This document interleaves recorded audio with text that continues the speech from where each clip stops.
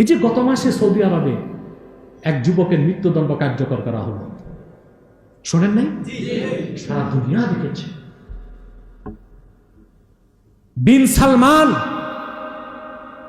যার এশারায় এখন president Biden উঠে আর বসে, সে নিহতর পরিবারকে ডেকে রিকোয়েস্ট করলো, যত টাকা জরিমানা লাগে, শরীয়তের নাম দিয়াত, দিবে, আপনারা মাফ করে দেন। নিহতের মা বলেছে, না, আমি কোনো মাফ চাই না, কোরআনের আইনে বিচার চাই। আল্লাহর কোরআনের আইন অনুযায়ী যুবকটির শিরচ্ছেদ করা হয়েছে।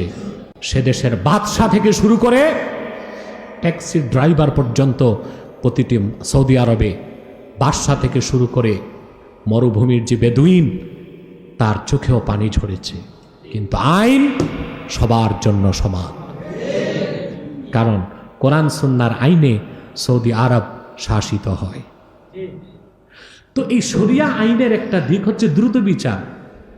এটা কি আমরা ইংরেজদের 100